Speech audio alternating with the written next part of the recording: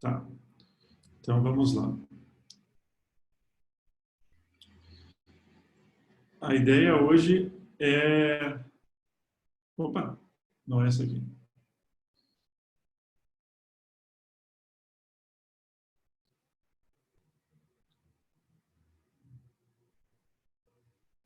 A ideia hoje, então, é a gente falar sobre análise exploratória, né? Então, há 2 semanas atrás a gente estava falando sobre... A gente começou do avesso, né? Então, a gente já falou aqui desde o início, né, do seminário, coisas gerais sobre dados, né, que é um dado, como é que é a natureza de cada variável, né? Algumas variáveis são contínuas, ou seja, elas são uma razão, uma proporção entre elas, né? Uma altura de 2 metros é o dobro de uma altura de 1 metro, então existe uma razão. A gente falou sobre dados categóricos, onde a gente não sabe a proporção entre uma coisa e outra. Por exemplo, dentro dos dados categóricos, a gente tem coisas ordinais, existe uma ordem, que 2 é maior que 1, a gente não sabe o quanto que é maior que 1, a gente sabe que supostamente é maior, como a maioria das nossas escalas sintomáticas. A gente falou de coisas Boa tarde. nominais. Boa atraso. Oi, Gustavo. A gente falou de coisas nominais que a gente não sabe, que não existe uma ordem entre elas, como azul, preto, cores, por exemplo, coisas desse tipo. Enfim, e falamos sobre regressão, colocar o y em função do x, né? Colocar uma variável predita por uma variável preditora em função de uma variável preditora, que é basicamente uma equação do primeiro grau, né? Onde o y fica em função de x mais um nível basal do y, enfim, que é o a mais bx, enfim, toda aquela questão inicial a gente já conversou. Colocamos algumas coisas sobre o R e a gente inverteu um pouco, a gente falou sobre análise fatorial confirmatória e agora a gente vai falar de exploratória. Então, os exemplos que a gente estava dando desde antes, a gente começou a usar o exemplo da DAS, né, que é uma escala com itens que medem depressão, ansiedade e estresse. São esses alguns itens que a gente tem nessa escala, como esses aqui, né? Se eu estou me sentindo, estou apagando, enfim, eu tendo episódios de síncope, assim, né? Eu sinto que eu estou muito sensível. Eu tenho um outro item aqui. Eu tendo a ficar reagindo de uma forma extrema com as situações, fico triste, ansioso, tenho a boca seca, enfim, vários itens, tá? Aí a gente estava fazendo uma análise confirmatória na semana passada, tentando entender qual a estrutura dessa escala, né? Para tentar entender, porque a gente entende, a ideia é que os nossos Ys aqui, né, o nosso predito, o nosso indicador, que a gente consegue observar que é o item, a gente tem vários itens que a gente está tentando acessar mais ou menos a mesma coisa, e eles tendem a variar juntos. Quanto mais eu marco um, mais eu tento marcar outro. Então, a gente tende na teoria, né, psicométrica, a gente tende a pensar que existe um fator latente por trás causando esses itens, tá? Que esses itens variam de uma mesma maneira. E aí eu consigo ter uma que a gente chama de validade de construto, pelo menos, ou uma confiabilidade interna, que existe um construto que está fazendo as pessoas endossarem esses itens para mais ou para menos.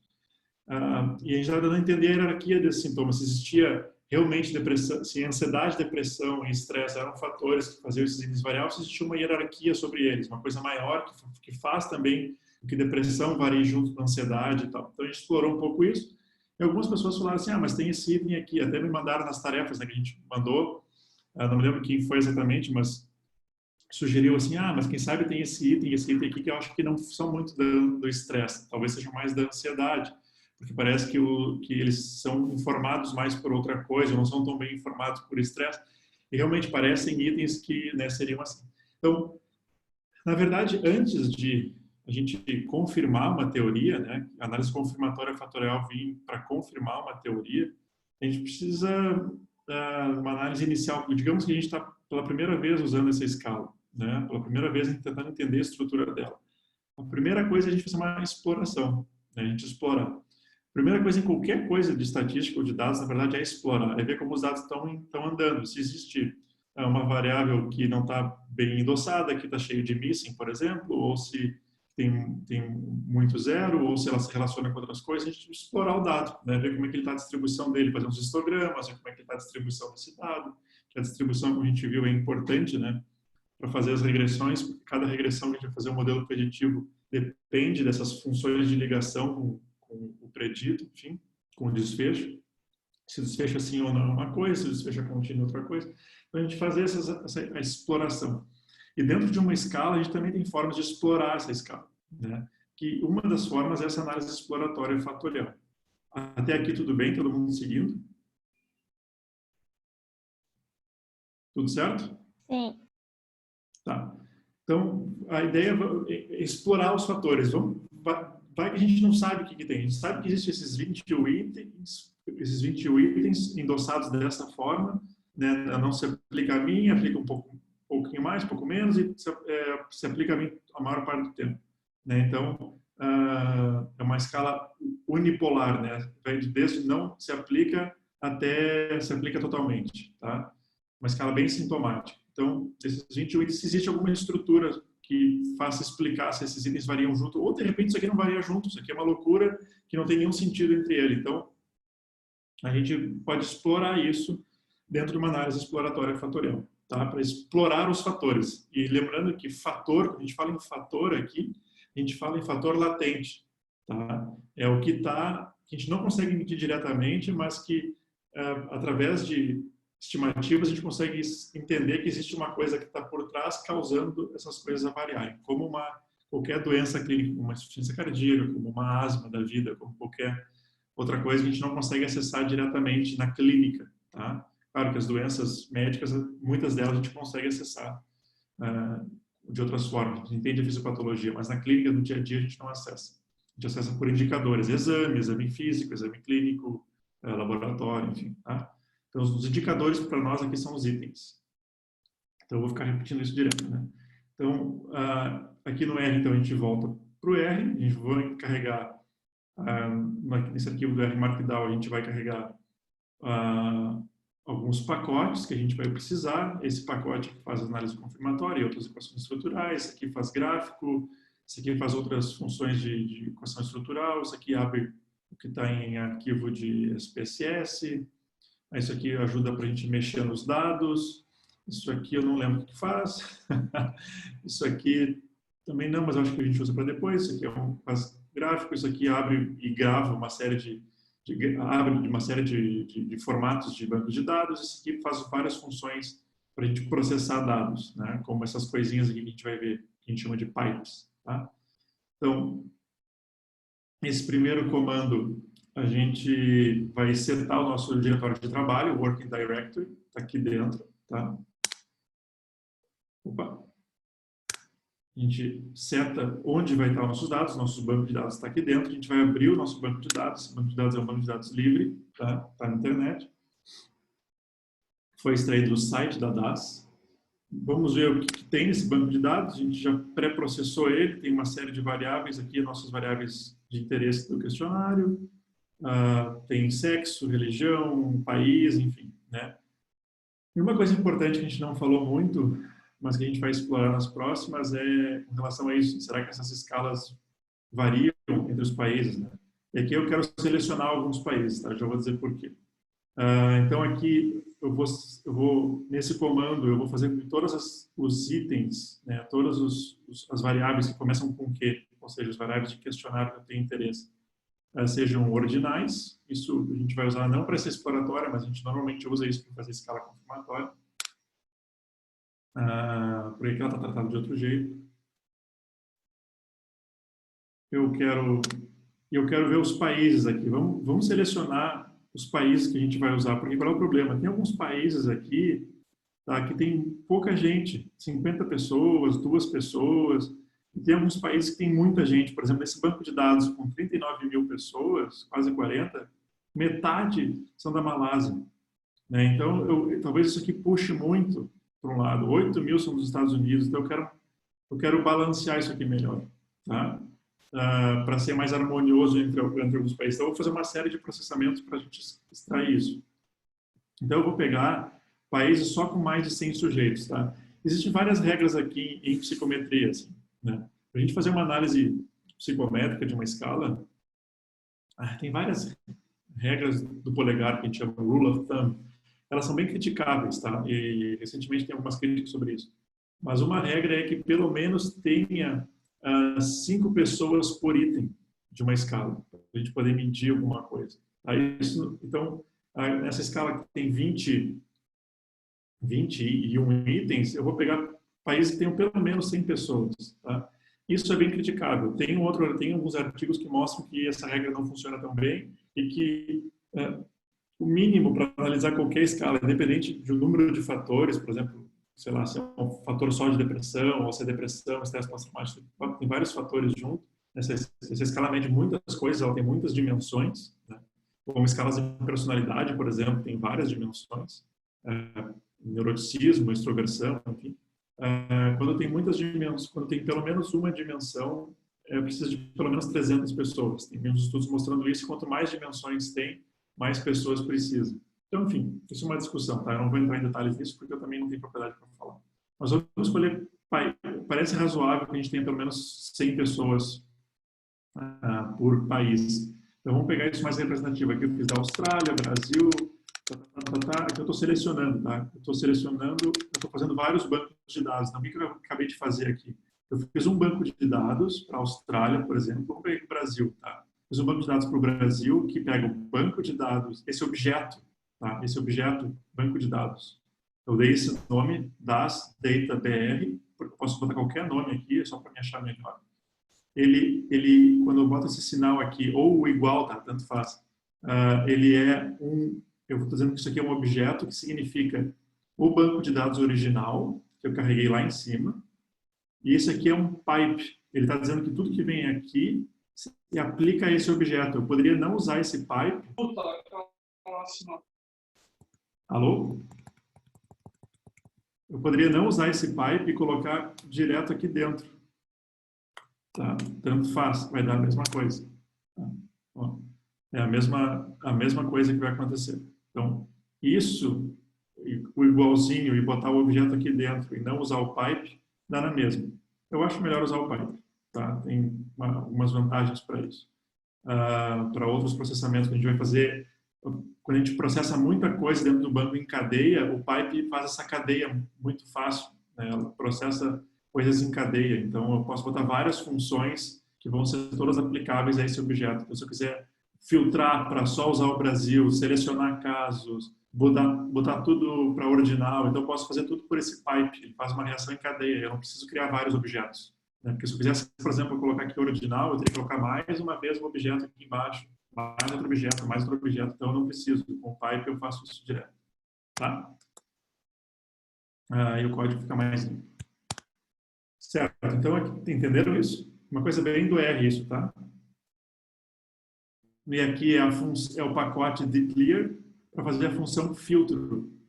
Eu vou filtrar para o país, para o country igual a Brasil, por exemplo, ou Canadá, Deutschland, etc. Tá? Então, eu vou filtrar, então, vou fazer vários bancos. Aqui, eu vou juntar todos os países, eu vou fazer um banco de dados só com os países que têm mais de 100 pessoas. Então, eu crio esse outro objeto, que é o Das Data com 18 países, 18C, 18 countries, aqui, tá? Eu vou fazer o R-bind, é o row bind, eu vou juntar os bancos por linha, tá? Então, um banco vai ficar em cima do outro. E como as variáveis são as mesmas 21, ele faz um match certinho, tá? Então, eu vou criar esse aqui. Então, fica um outro objeto, que é o banco só com 18 países, com 36 mil. Mas ainda eu não estou muito contente com esse banco. Tá? Eu quero um banco, na verdade, que ainda tem países que estão muito sobre-amostrados, como a Malásia e os Estados Unidos. Eu quero países só que tenham acima de 300, para a gente fazer essa regra nova, né? Países com mais amostra, esse mínimo que tem um dos artigos mostrando, com mais amostra, mas não tão sobre-amostrado, para ficar mais harmonioso. Então, eu vou usar um banco com 7 países, tá? Só para a gente saber onde é que os estados vão tirar. Então, são 5.159 pessoas com 67 variáveis. Está com todas as variáveis do banco. Deu para entender isso, pessoal? O que eu estou fazendo aqui? Alô? Sim. Certo. Mas quais são essas 67 variáveis? Como? Como assim 67 variáveis esse banco? Esse banco sempre teve 67 variáveis. Aqui, ó. A gente pediu os nomes do banco original, são 67 variáveis. Tá? Aqui 65, 66, 67. São Ah, todas essas tá. variáveis que tem dentro do banco. Tá? O que a gente está selecionando aqui são as observações. Eu quero observações, eu estou filtrando observações só por países específicos. Países que tenham mais que 100 pessoas, tá? De amostra. Uma amostra maior que 100 pessoas.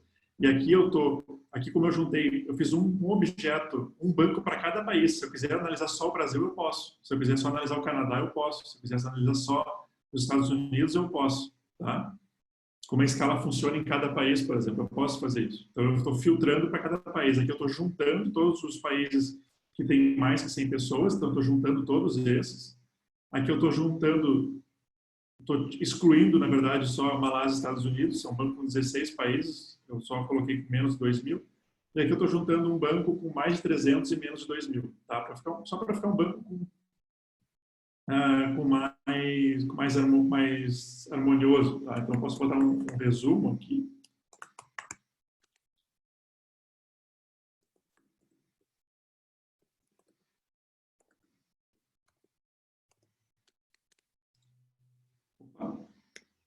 Das data, 7 countries.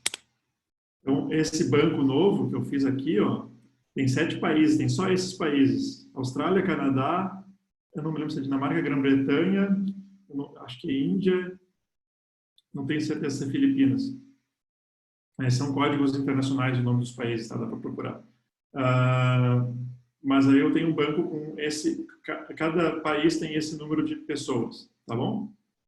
É um banco com 67 variáveis, com todas as variáveis que tinha no banco. É o banco que eu enviei para vocês para a gente testar essas coisas. Certo? Então aqui, para fazer Certo. essa análise, tá, eu filtrei, a gente vai trabalhar com esse banco, tá? Então aqui vamos usar esses 3 pacotes, o Psych, para a gente poder fazer as análises exploratórias, um pacote para fazer um plot de correlação e um pacote para fazer uma correlação policórica.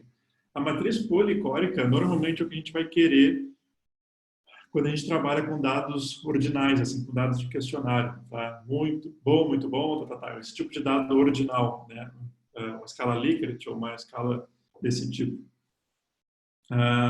Quando a gente tem um banco de dados que é sim ou não, 0 e 1, normalmente a gente vai tentar estimar uma matriz tetracólica. Esses são os nomes, tá, das matrizes. Eu não vou entrar em detalhe porque eu não sou estatístico, também não sei exatamente como é o processo de cálculo disso. Tá? Mas é o tipo de matriz que a gente vai tirar essa informação latente. É uma forma de processar as correlações, além daquela correlação simples que a gente faz, a correlação de Pearson e tal, é uma forma de processar esse tipo de variável.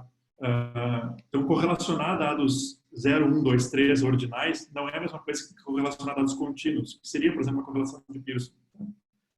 Tem outras formas de criar essas matrizes de correlação.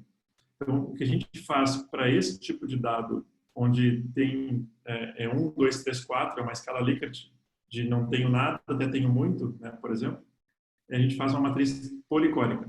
Tá?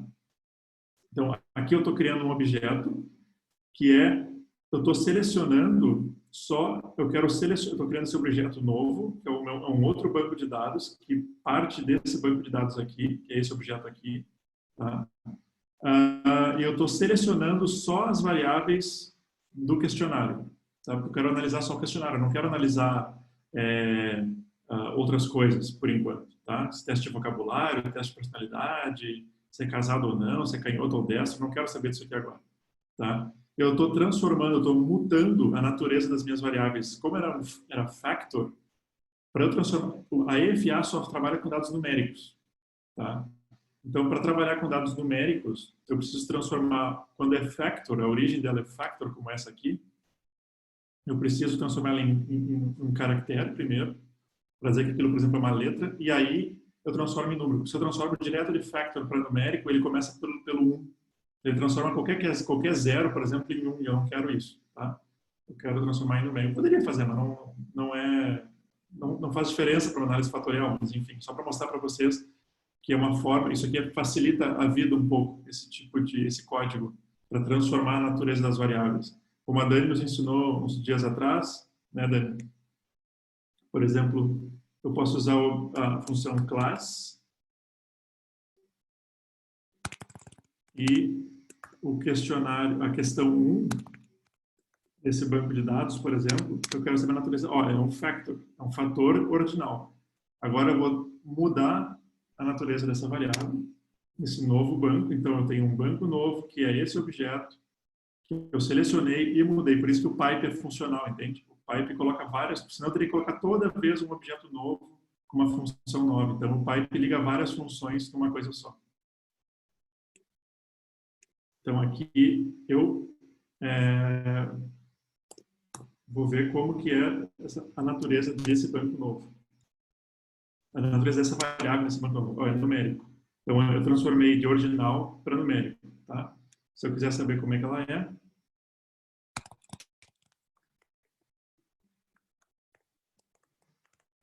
o que está lá dentro é isso aqui. Vai de 1, 2, 3, 4. Tá? Que é o que a gente espera, a pontuação da escala, que vai de 1 a 4. Certo? Até aqui, isso aqui que eu falei aqui até agora é bem coisa de R, não entrei nem em análise exploratória, tá? É só para a gente saber de onde é que a gente está tirando, como processar, o que eu estou querendo mostrar aqui para vocês. Como fazer um filtro, então eu estou ensinando como fazer um filtro para coisas específicas dentro de um banco. Por exemplo, eu estou filtrando todo aquele meu banco gigante para um país só, eu posso filtrar só para um tipo de sexo, eu posso filtrar para um tipo de religião, filtrar para o que eu quiser, para uma onda só da coleta, para qualquer coisa, tá? Aqui eu estou vou juntando os bancos só com os dados, com os bancos de interesse, né? Aqui eu estou mudando a natureza de uma variável, tá? É isso aí. E agora a gente vai começar a mostrar isso aqui. Então tem duas formas de fazer uma análise exploratória fatorial, assim, essencialmente no R, tá? As duas usam o banco, o pacote Psych. Então a coisa mais assim protocolar é a gente estimar a matriz policórica. Então, eu criei esse banco de dados aqui, que é o banco de dados do questionário, e eu quero ver o banco de dados. Por exemplo, eu posso ver o banco diretamente. Tá? Então, eu vou abrir uma janela para ver como é que está o banco. As questões estão aqui em cima, aqui é o número de cada indivíduo, né? Não é o número de identificação, mas cada linha representa uma pessoa, e está aqui todas as minhas questões. Tá? Então, ela está distribuída assim. Eu preciso fazer uma matriz de correlação disso. Como esses itens se correlacionam? Tá? Então, eu vou aplicar... esse aqui é o pacote e essa aqui é a função. Tá? Quando a gente bota esses dois pontos aqui, é a função deste pacote. Porque, às vezes, tem funções que são usadas por vários pacotes e o R dá um tilt. Tá? Eu sempre prefiro fazer assim, porque organiza melhor a vida. Tá? Então, eu vou aplicar esse mixcore. Mixcore é uma função que vai estimar a matriz de correlação dentro desse banco aqui. Tá bom? Dentro dessas a variável de 1 a 21, que são todas as variáveis dentro do meu banco. Então, eu vou estimar a matriz de correlação. Pronto. Tá? Processando e processou. Tá achando a matriz policórica, encontrou a matriz policórica. E aqui, esse objeto aqui, ele é a minha matriz. Eu vou extrair uma matriz de dentro dele. Uma que é a matriz policórica, tá? Essa matriz voa aqui. Então, esse vai ser um objeto que vai ser essa matriz. Opa. Tá? O que é isso? Assim, dentro desse objeto, esse aqui eu criei o objeto, é a matriz. Dentro desse objeto tem várias coisas. Tá? Eu boto um cifrão aqui, ele tem a matriz RO, ele tem, enfim, outras coisas dentro dele. E o que eu quero é a matriz. Quando é o banquinho assim, eu quero a matriz. Tá? Então, e aqui, essa função, ele vai gerar o gráfico, tá? A matriz de correlação. Opa! Não carreguei os pacotes. Pronto. Carregar os pacotes. E agora ele vai gerar a matriz de correlação. Então, a gente tem todas as questões do banco, como elas se correlacionam entre elas. Tá? A gente vê que o vermelhinho, quanto maior é próximo de 1, então é um questionário bem correlacionado. Né? Quanto mais eu marco um, mais eu tento marcar outro, e assim por diante. Tá? E o vermelhinho aqui é o perfeito, né? Quando ele se correlaciona com ele mesmo. Então, eu estou estimando uma matriz de correlação, estou botando o gráfico da correlação. Tá? Então, para eu saber se... Tá, mas Maurício, será que esse troço é fatorável? Será que existe fator? Como é que eu sei que eu não estou, sei lá, juntando questões tipo qual a previsão do tempo hoje, o que você gosta de comer, coisas que não têm relação nenhuma, né? Então, tem dois testezinhos para a gente ver se o nosso banco de dados, essa matriz, ela é fatorável, ou seja, se eu posso extrair fatores dela. Tá? Um é o teste de Bartlett e outro é o teste KMO. Tá? O teste de Bartlett, eu tenho que ter um valor, o produto dele, assim, eu tenho que ter um valor de P significativo, e o KMO eu tenho que ter esse indicador MSA perto de 1, tá? Varia de 0 a 1, para saber quão os itens se correlacionam, tá? Uma correlação de 0 a 1, vamos dizer assim, tá bom? Então, nesse primeiro aqui, eu vejo que eu tenho um valor de P bem significativo, né? É 10 na menos 165. E o KMO, eu tenho, no geral, 0,97. Então, bem, quase perfeito, né? Aqui para cada item. Isso mostra o que a gente está vendo nesse gráfico aqui. Está tudo vermelho, então as coisas são bem correlacionadas. Talvez tenha um fator só até. Não sei, temos que ver, né? Então, assim, esses dois testes mostram que o meu banco de dados, pelo menos, ele é fatorável. Tipo, eu posso tirar fatores dele, tá? Então, isso é uma coisa boa. Essa função paralelo aqui, FA paralelo, ela vai nos dizer quantos fatores provavelmente existem, tá? Para a gente poder testar na nossa análise exploratória, de onde a gente está explorando. E assim, gente, a análise exploratória fatorial ela pode ser feita para qualquer coisa que a gente imagina que tem uma estrutura de correlação, né? A gente pode pegar, não precisa pegar itens de questionário, por exemplo, tá? A gente pode pegar nível socioeconômico, nível educacional do pai, da mãe, enfim, todas essas coisas são altamente correlacionadas na sociedade, vamos dizer assim. Então, se a gente quisesse ir para uma abordagem de reduzir dados, por exemplo, criar um indicador único de desenvolvimento, sei lá, a gente poderia fazer através disso, né? Explorar, ver se existe um fator que faz essas coisas variarem junto e usar ele como uma medida de resumo, né? Como um indicador clínico, por exemplo, eu posso pegar um indicador se a pessoa está tendo risco cardíaco, por exemplo, ou não, né? Eu posso juntar uma série de indicadores e ver se existe uma coisa que explica a variabilidade entre a pessoa fumar, ter sintomas, ter insuficiência cardíaca, não sei o que e tal. Se essas coisas variam juntos, eu posso ter um indicador único para isso, né? E os scores que a gente tira de uma análise exploratória fatorial dessa podem nos ajudar nisso. Então, não serve só para psicometria, serve para qualquer desenvolvimento tecnológico, enfim, de entender os fenômenos que a gente possa fazer. Qualquer coisa que existe uma estrutura de correlação, tá? Ou que sejam altamente correlacionados. Isso não tem a ver aí com o que causou o quê, mas só se essas coisas se agregam de alguma forma. Então, voltando, essa função vai nos estimar quantos fatores potencialmente extraíveis eu tenho, quanto suco eu posso tirar dessa laranja, tá? Quanto de produto eu posso tirar dessas correlações. E aqui, então, eu vou usar o objeto, que é a matriz policórica, que eu tirei lá em cima, tá? Que eu gerei. Então, é essa matriz aqui. O número de observações, quando eu uso da matriz, eu vou mostrar para vocês que eu posso usar o banco de dados diretamente, tá? Mas quando eu uso da matriz, eu tenho que dizer o número de observações, senão dá tilt. Eu quero usar uma análise fatorial, então é FA, e o estimador eu vou usar o maximum likelihood, tá? Enfim, tem uma série de porquês de usar ele. Até eu mandei isso aqui para vocês, eu coloquei notas aqui embaixo, tá? O que é o maximum likelihood e o que é o waitlist, o que é o least squares e quando que a gente usa uma coisa ou outra.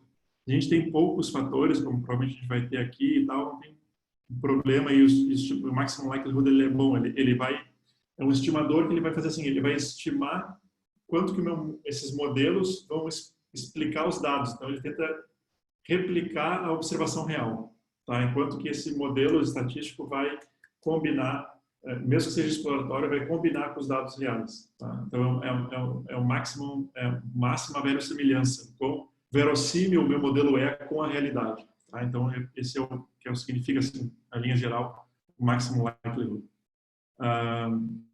Bom, está aqui em cima. Então vamos estimar quantos fatores tem dentro disso aqui.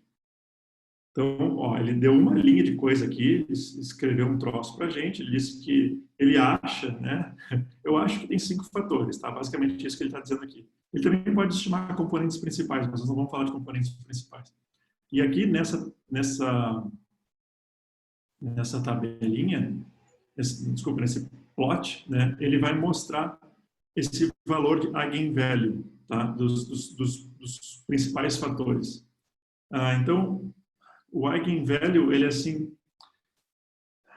ele é o total de suco que eu posso tirar da laranja, tá? O Hugo Pogo, que é um cara que me ensinou isso, falava assim, é um exemplo que eu acho bom assim para lembrar. Quanto de suco eu posso tirar dessa laranja? A laranja é meu banco de dados, tá? A matriz de correlação. Então, quanto de informação eu posso tirar disso? A primeira amassada é o primeiro eigenvalue que cabe. Tá? Um fator para dois fatores. Então, na primeira amassada, eu tiro quase todo o suco. Sobra pouco para o resto. Tá? Então, aí ele espreme mais um pouquinho, tira mais um pouquinho de suco, espreme mais um pouquinho, tira mais um pouquinho, espreme mais um pouco. Ele acha que dá para tirar umas 5 vezes o suco dessa laranja, entendeu?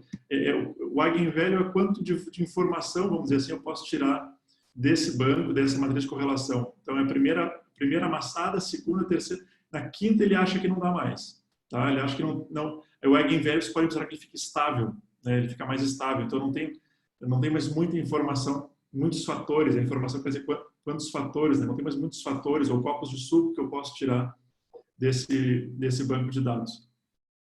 Então, é uma forma de explorar isso, tá? Fazendo essa função de paraleloanálise. Então, vamos pegar a sugestão dele, tá? Então, vamos fazer uma EFA.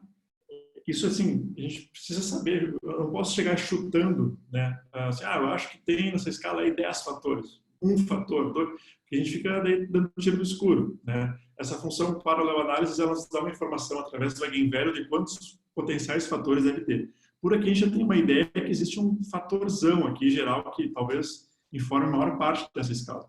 Mas vamos tentar fazer com que ele está nos dizendo. Então vamos fazer um objeto que vai ser a nossa FA. FA 5 fatores. Ela vai ser essa factor analysis, tá? Do pacote Psych. Então factor analysis da matriz de correlação. O número de fatores, ele sugeriu 5. Vamos botar 5. O estimador é o maximum likelihood. A rotação é oblimin. A oblimin é uma rotação oblíqua, ou seja, vocês estão conseguindo ver o vídeo que eu apareço? Eu não sei se isso acontece.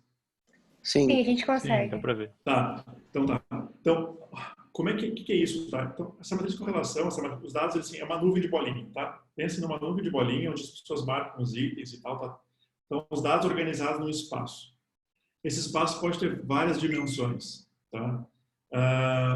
Uma rotação ortogonal, o ângulo entre os fatores é de 90 graus.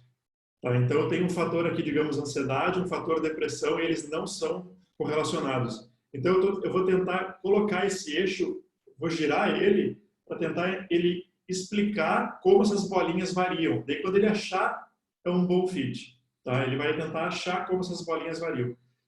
Essa função, rotação oblimin, ele vai permitir isso variar. Não precisa ser 90 graus. Então, é uma função mais complicada. Ele vai ficar fazendo isso aqui dentro dessa nuvem um tempão até achar a melhor correlação, vamos dizer assim. Tá? E essa correlação pode ser que esses fatores sejam correlacionados.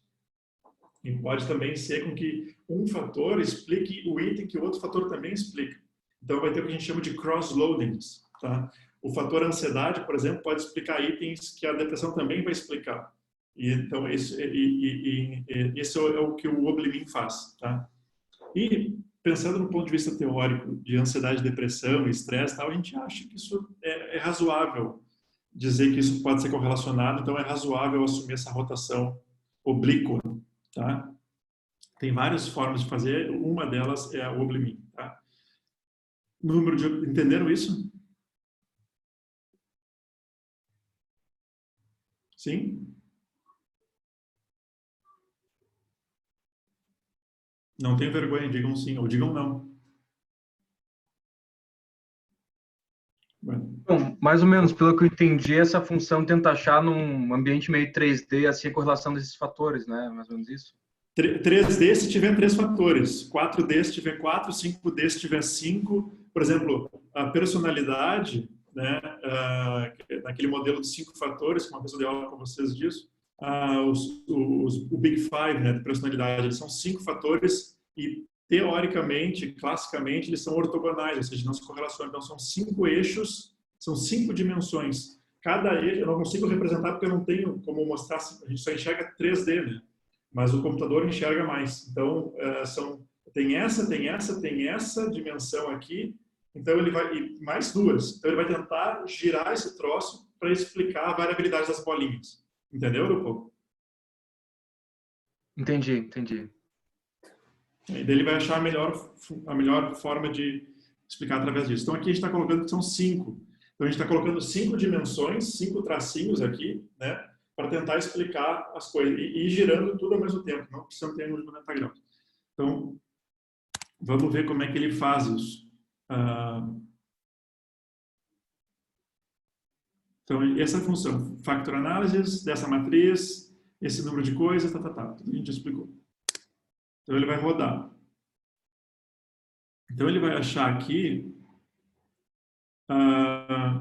ele vai dar todo esse output aqui. 5 fatores, esse número de observações. Então, aqui na coluna aqui estão todas as questões desse questionário. E aqui estão os factor loadings de cada fator que eu disse que eram 5, né? Então, eu coloquei 5 aqui. Então, ele vai dar os factor loadings de cada um, tá? Então, aqui, por exemplo, e aqui ele vai dar o gráfico para nos ajudar a explicar isso. Então, parece que tem um fator aqui que está sobrando. Então, é um modelo que não é bom. Esse fator não está carregando em nada. Eu tenho outros 4 fatores aqui que são bem correlacionados, correlação de 0,6, 0,8, né? Correlação, lembrando que vai de 0 a 1. Acima de 0,6, 0,7 é uma correlação alta, normalmente. Então, são altamente positivamente correlacionados entre si e eles carregam, ou seja, eles informam como esses itens são endossados. Então, eu tenho um fator 1 aqui que explica a questão 21, 10, vamos ver a questão 21 aqui. Não, essa aqui está muito baixo. Questão 3, tá? A questão 3, ela é carregada pelo fator 1, 0,76. Lembrem, né? Elevar isso aqui ao quadrado mostra o percentual de variabilidade do item, de como eu endosso o item que é explicado por esse fator. Então, lembre aquela equação do primeiro grau, né? Aqui é o y e aqui é o bx, tá? O x é o meu fator aqui, que vai explicar a variabilidade do item. Se eu levo isso aqui ao quadrado, é o quanto da variabilidade do item, percentualmente, é explicada por esse fator. Então, esse é os factor loads, os fatores de carga, de como esse item é carregado. E ele não é mais muito pelos outros, né? Um pouquinho aqui pelo 4, mas o 4 a gente vê que não tem muitos factor loadings altos, assim, né? Mas vocês vejam que essa rotação oblimin permite que todos os fatores carreguem, permite pelo menos, né? Em todos, não que vá carregar, mas permite pelo menos, né? Em outros tipos de rotação, isso aqui fica preto, fica em branco, se eu quiser fazer uma rotação ortogonal, tá? Então, isso aqui é só para a gente dar uma olhada de como isso aqui é numericamente representado, graficamente representado aqui, tá? Então, o gráfico é mais fácil, é mais bonito de ver.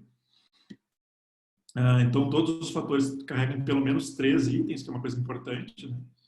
A gente vê aqui os nossos índices de fit, que a gente estava falando na outra vez, que é, ou seja, quanto que esse modelo extraído a partir dos dados não teórico, né, que ele achou, pelo número de fatores que ele achava que era pelo eigenvalue, então, pelo número de fatores que ele imagina que tenha, esse modelo, como esse modelo explica os dados? Ele explica muito bem, né? O TLI é bom, é acima de 0,9, 0,98. O RMC é bom, é abaixo de 0,8, né, 0,37. Então, parece que é um modelo bom, né? Mas tem um fator sobrando aqui. Então, vamos tentar... Isso aqui não é aceitável, tá? Tem um fator que não está carregando em nada. Então, provavelmente esse modelo pode melhorar se eu tirar esse fator. Então, vamos colocar aqui, vamos voltar. Vamos colocar 4. Vamos dar o nome do objeto. E vamos rodar de novo, até achar uma coisa que preste. Então, ó, de novo, ele achou 3 fatores, mas tem um sobrando. Ele deu uma piorada no fit, tá? Mas, de novo, tem um fator aqui que não está fazendo nada, né? Então, a gente precisa tirar esse fator do modelo. Então, vamos fazer um modelo de 3 fatores. Aí a gente está se aproximando até do que a gente sabe, na verdade, que essa escala faz.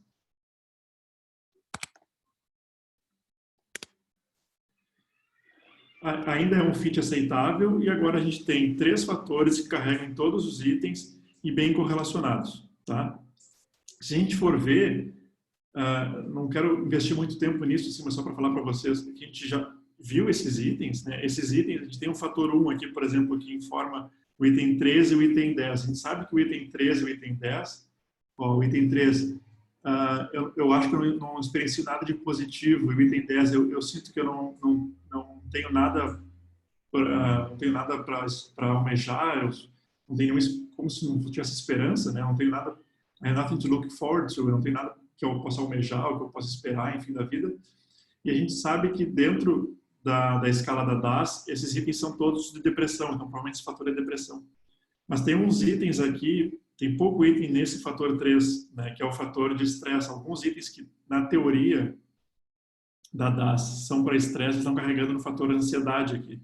Exatamente o 8 e o 12, que é o que alguém me falou na semana passada, que falou, Maurício, eu acho que esse 8 e 12, pelo que eu estou vendo aqui, eles são mais de ansiedade, não são de estresse. E realmente, pela escala exploratória, a escala exploratória também concorda com quem falou isso, né? Ele está carregando no fator estresse, desculpa, no fator ansiedade, tá? Então, parece que esse modelo de 3 fatores está bem. Mas a gente pode ver aqui que tem uma correlação desgraçada entre esses 3 fatores, né? Existe uma outra forma de fazer uma análise exploratória que não é só assim, de fatores correlacionados, ou se fosse não oblíquo, se fosse ortogonal de não correlacionado, que seria uma exploratória bifatorial.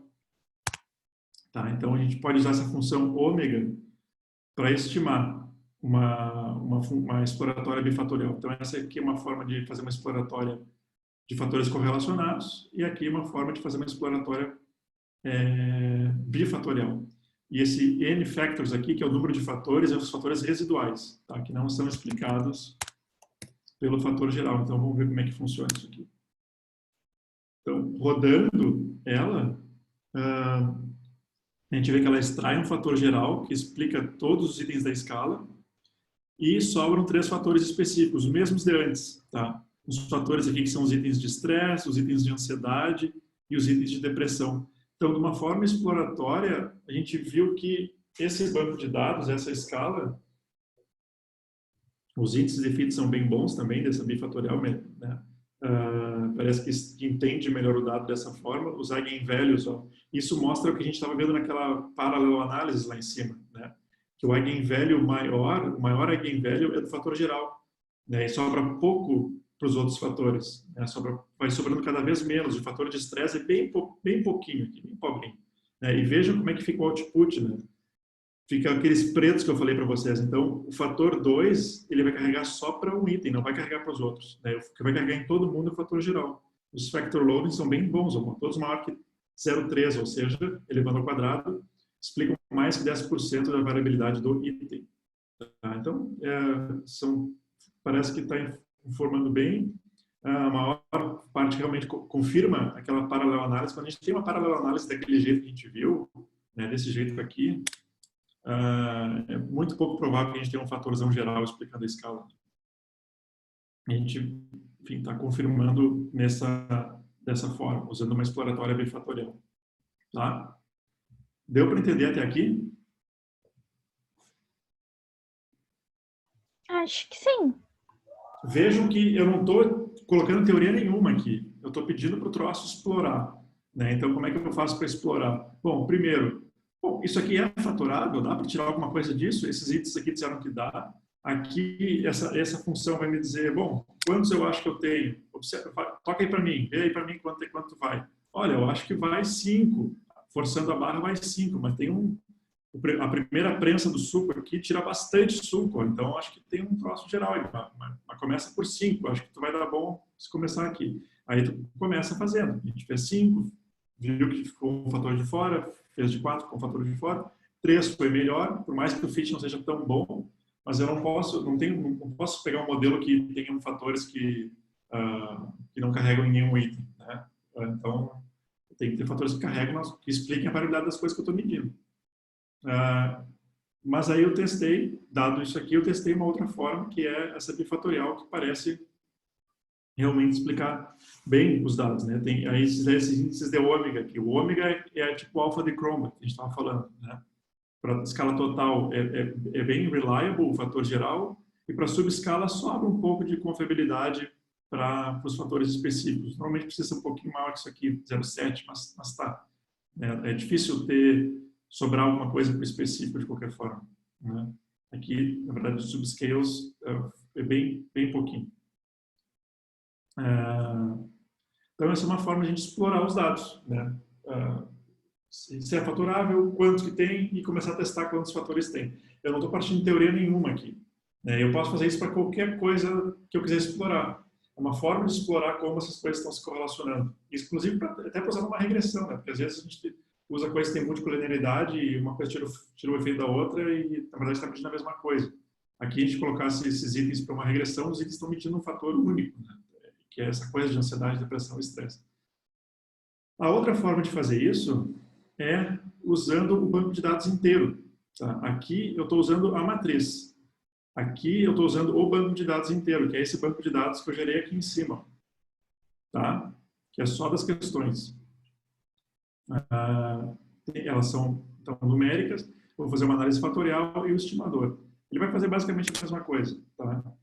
Vai fazer a paralelo análise, mas o fit fica um pouquinho melhor se eu uso, ele sugere 5, mas a gente sabe que não funciona.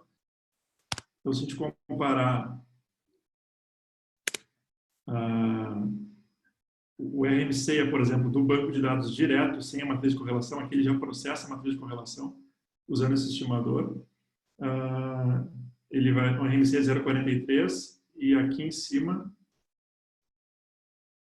ele dá um 0,55. Né? Então, tem diferença se eu uso a matriz processada ou se eu uso o banco de dados direto. Né? Melhor. Isso aqui, eu uso esses gráficos, aqui o correlation plot eu não consigo fazer com dado direto. Eu tenho que fazer a matriz. Né? Mas, se vocês quiserem explorar, dá para partir daqui. Peguem um banco de dados, façam uma paralelo análise, vejam como é que o fator é extraído e testem a partir da sugestão. É um jeito mais simples de fazer. Assim, né? Aí pode mudar o estimador, pode botar weighted least squares, que tem umas serventias para mais fatores, enfim, ele dá um RMC muito parecido. A performance dele é parecida, só que alguns itens ficam um pouquinho de fora, né? Mas, enfim, tem várias formas de estimar isso aqui. Deu para entender isso, pessoal? Como é que alguém vamos ver perguntas ou ideias, ou enfim.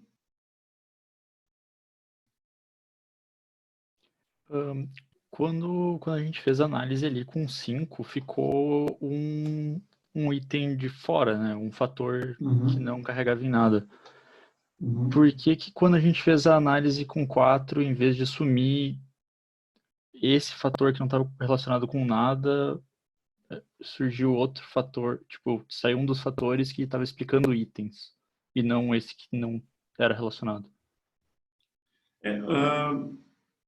Aqui, ó, né? Porque assim, se tu for ver esse fator 5 aqui, ele pegava algumas questões que acabaram ficando em outros fatores, mas ele ainda é muito correlacionado com os outros. Né? Então, provavelmente, quando a gente tentou tirar, a gente não tirou especificamente o fator 4, a gente disse, em vez de fazer 5, faça 4. Né? Esse item aqui provavelmente foi absorvido pelos outros. Né? Como ele é muito correlacionado com esses aqui, provavelmente esses itens, em vez de ficarem independentes, só esse aqui ficar fora, né? Quando eu digo faça 4 em vez de 5, ele diz, tá bem, continua existindo, na verdade, 3. Né? São outras coisas que são responsáveis, acabou ficando um de fora. Não tem é tudo como, de novo, ele está fazendo aqueles eixos, né, dimensionais, com 5 dimensões, eu tiro uma dimensão, mas continua não explicando nada. Esse que era o problema. O que esse aqui não explica vai ser explicado por outros. Né? Em vez de cair para ele, em vez desse aqui ficar robusto, ele acaba caindo para cá. Então, o que fica robusto é esse aqui, continua explicando esses mesmos, né? 21, 10, 16. Esse fator a mais era o 12, 20, 9 e 8. 12, 20, 9 e 8 foi absorvido pela ansiedade. né? A ansiedade... Opa! A ansiedade estava aqui, ele tinha uma correlação bem alta, 0,8, né? Então, provavelmente o que acontece é que ele foi absorvido por outros fatores, quando eu disse para estimar menos, né? Eu não disse para não estimar este aqui especificamente. Continua sendo, o que acontece é que continua tendo um fator, se eu coloco 4 ou 5, sempre vai ter um fator que não explica nada. Entendi. E embora o fit seja bom, mas não, né, não tem como explicar, tirar escolha fatorial de uma coisa que não explica nada. A paralelanálise dá uma ideia de como começar a minha análise. Eu começo explorando da onde, né, em vez de ficar chutando 1, 2, 3, 4, 5. E dá para ter uma ideia de quanto suco eu tenho, quanto suco eu tiro de cada prensa da laranja. Vocês vão ver que nesse banco de dados, que é coisa da tarefa para a semana que vem, tem um teste de vocabulário e um teste de personalidade, né? Ambos os testes, eles não têm esse tipo de coisa que aparece aqui. Na primeira prensa, sobra um bom tanto para a segunda prensa, né? Então, aí já mostra que tem mais dimensões a escala. Tá? Uma outra forma, nós estamos de que horas são? Tá. Uma outra forma, bem rapidinho, só quero mostrar a gente explorar dados também, é através de uma análise de rede. Tá? A gente vai falar provavelmente de análise de rede no futuro, não sei ainda, mas esse pacote é um pacote novo, que saiu recentemente, umas coisas bem legais. Assim. Então dá para fazer uma análise de rede, mas para entender a estrutura fatorial. Então é meio que um merge das duas coisas. Ele estima como que as coisas se agregam na rede, se existe uma rede se essa rede faz clusters, faz agrumos, né, como se fosse talhar um leite, assim, aquele mar de itens, aquele mar de coisa começa a aglutinar. Né? Tem item que puxa para depressão, vai ter itens que puxam para ansiedade. Então, como ele se aglutina. Né? Então, é uma outra forma de explorar, digamos, de novo, não é só para questionário, é para qualquer coisa de banco de dados, ver como é que as coisas se aglutinam. Né? Então, e dá para fazer isso uma confirmatória depois. Eu vou carregar esse pacote que eu vejo a net, ele carregou. Eu vou criar esse objeto que é a minha rede, que é, de novo, é só para selecionar os itens da rede. Então, é um banco de dados. Aqui é o output. Então, eu vou fazer um objeto que vai ser o EGA, vai ser essa análise de rede exploratória desse banco de dados, o método, e eu não quero gerar um plot agora, vou gerar um plot depois. Ele está estimando a rede, e vê como as coisas se aglutinam, pronto, fechou, a rede fechou bem. Aqui é só para colocar um gráfico, porque não sei porque esse pacote ele bota vários gráficos ao mesmo tempo e ele fica feio. E agora vamos fazer o plot, tá? O plot desse objeto. Então deu para ver aqui que ele gerou uma rede de sintomas, tá? Aqui, se a gente for ver, são sintomas de depressão, aquele que é 21, que é 10 e tal. Os sintomas de ansiedade, deixa eu ver, o item 8, 12, então aqui, né, o item 8, 12 ele fica mais central, né, fica o item mais perdido entre depressão, ansiedade e estresse, e aqui os itens de estresse, né, se a gente for ver. Então, se a gente for fazer uma análise de rede, então tem uma rede bem ligada, é bem grosso, e o verde é positivo, tá? Então, um edge, que a gente chama, né, uma linha bem grossa, ou seja, bem correlacionada, e tem linhas finas correlacionadas. É uma rede razoavelmente intrincada, mas que tem alguma estrutura própria dos itens de ansiedade, estresse e depressão. Né? Esses itens aqui são bem relacionados, ou seja, quanto mais eu marco esse, é muito fácil de eu marcar esse aqui também, etc. Né? Eu posso fazer uma análise confirmatória dessa rede, né? Que é uma análise confirmatória fatorial, ver se tem fatores que expliquem isso aqui. Então, é uma mistura de rede com um fator explicando a rede. Né? Eu posso fazer uma confirmação disso. Ele estimou, está estimando, ele tem um RMCA bem bom, né? Um CFI bem bom também. Então, a confirmação da rede funciona. Um detalhe, tá? Só para a gente encerrar, sobre análise exploratória e confirmatória. Então, a gente falou na semana passada sobre confirmatória e hoje sobre exploratória. Não se faz, é má prática, tá? Fazer uma confirmação de uma teoria baseada num banco de dados onde tu explorou os fatores. Então, se eu quiser fazer, por exemplo, agora, uma confirmação dessa exploração que a gente fez, a gente viu, opa, parece que é uma coisa bifatorial, tem um fator geral e tem os fatores específicos. Se eu quiser fazer a confirmação disso, é bom eu usar dados de outros países. Tá? Por isso foi até bom a gente dividir por bancos. Assim. Então, a gente fez uma exploração nesses 7 países. Eu posso fazer a confirmação em outros países. Por exemplo, pegar o banco só dos Estados Unidos para confirmar, enfim. Tá? Eu posso fazer minha análise confirmatória em outro banco. E eu estou realmente... Aqui eu estou querendo criar e entender teorias. É uma boa teoria para explicar as coisas. Né, irmão? Teoria, se a gente tivesse uma teoria boa na psicologia, como a gente tem na física, tipo gravidade, a gente sabia exatamente quanto de combustível botar, quanto de intervenção fazer com o paciente para ele melhorar naquele aspecto psicológico. Né? A teoria, uma boa teoria é uma teoria preditiva, né? Que consegue acertar. Eu sei exatamente quanto combustível tem que ser. Eu não preciso ficar testando sair para o espaço. Né? Eu sei exatamente quanto combustível tem que ter para ter aquela força para poder sair. E isso eu não preciso fazer antes, eu já sei pela teoria. A teoria me explica. Né? Eu sei que o coronavírus vai mutar porque a teoria da evolução explica muito bem a teoria das coisas, né? O fenômeno. Então, eu não posso fazer uma análise confirmatória da minha teoria num banco que eu explorei ela, né? Ou seja, que eu criei essa teoria, porque aí a gente chama de overfitting, né? Eu estou confirmando uma coisa que eu já sei. Então, é uma má prática fazer isso. Então, se a gente quiser testar uma CFA, a gente tem que fazer em outro banco. Tá? Ou a gente pega o nosso banco, por exemplo, e divide ao meio, e num a gente testa e no outro a gente confirma. Tá? São várias formas que tem que fazer isso. Certo? Dúvidas? Eu tenho uma dúvida, Maurício, mas é sobre a reunião de agora que a gente vai ter. Tá, deixa eu só desligar aqui então. Por hoje a gente encerra. Deixa eu... Aqui.